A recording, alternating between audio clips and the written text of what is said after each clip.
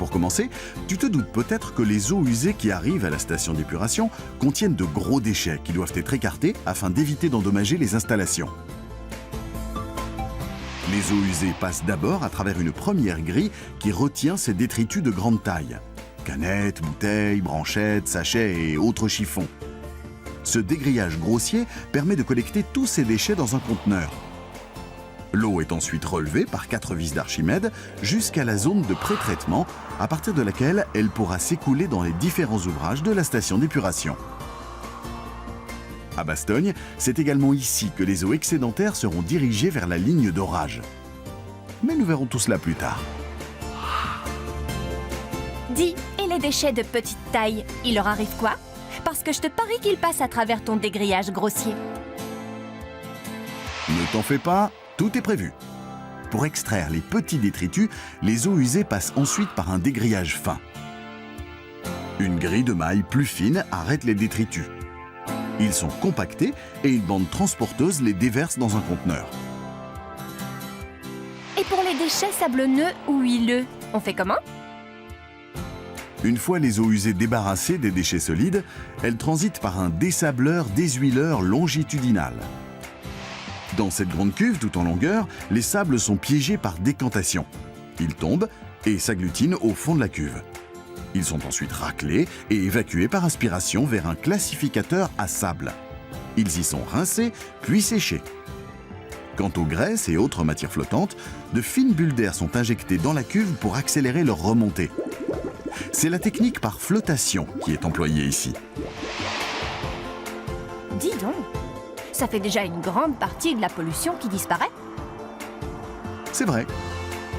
Pour la suite, la station d'épuration de Bastogne a recours au traitement biologique.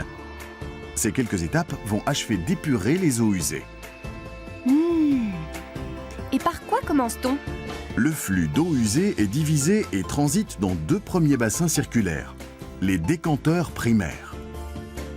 Les matières en suspension et autres substances plus lourdes que l'eau vont tomber au fond du bassin.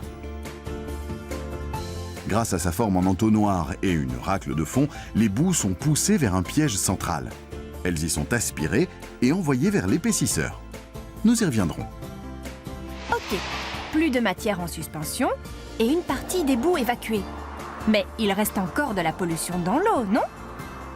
Bien sûr, et principalement de la pollution dissoute, mais aussi des nitrates et des phosphates. Invisible à l'œil nu, cette pollution est l'affaire des bactéries du traitement biologique. Une fois réunies en un seul flux, les eaux y entrent par le sélecteur. C'est là qu'elles sont mélangées aux boues recirculées. Ce mélange passe ensuite dans un premier bassin d'anoxie. En l'absence d'aération, des bactéries présentes dans l'eau décomposent les nitrates pour en récupérer l'oxygène.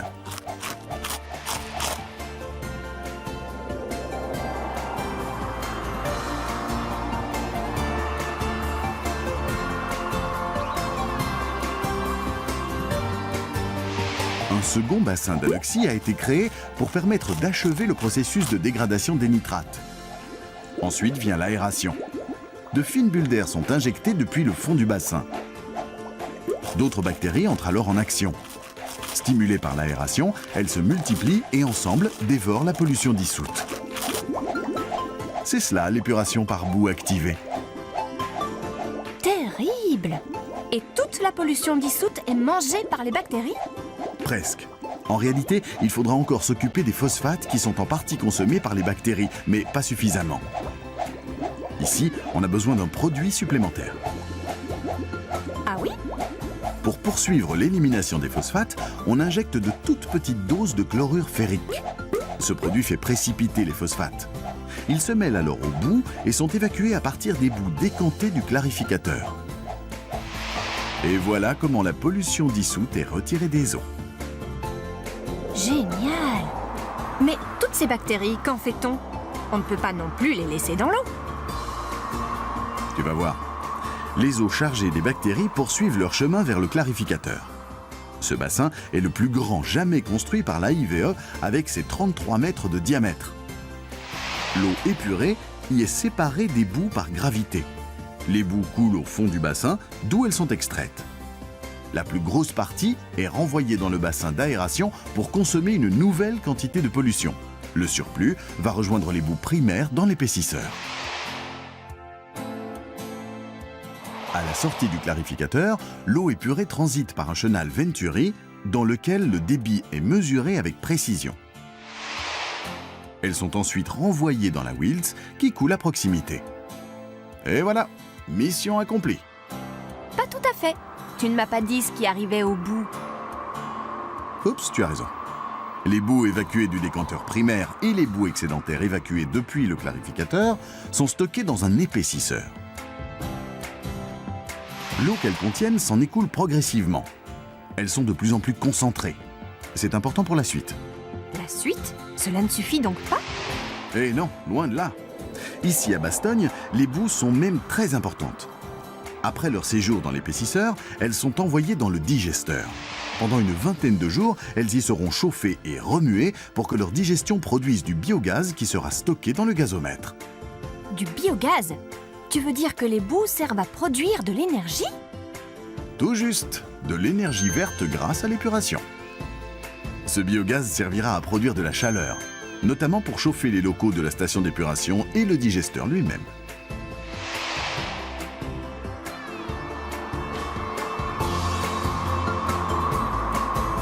Les boues sortant du digesteur sont ensuite déshydratées par une centrifugeuse.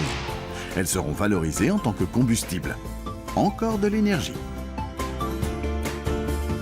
L'air des espaces de traitement des boues est désodorisé de manière à ne créer aucune nuisance pour le voisinage. Merci pour toutes ces explications. Mais il me semble que tu as oublié une dernière chose. Si je te dis orage, tu me dis? En effet, j'ai failli oublier quelque chose de très important. La station d'épuration ne peut accepter tout le débit transporté par le collecteur en temps de pluie.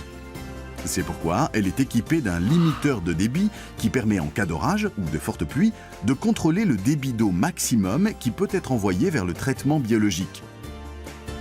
L'excédent est quant à lui envoyé dans un bassin d'orage.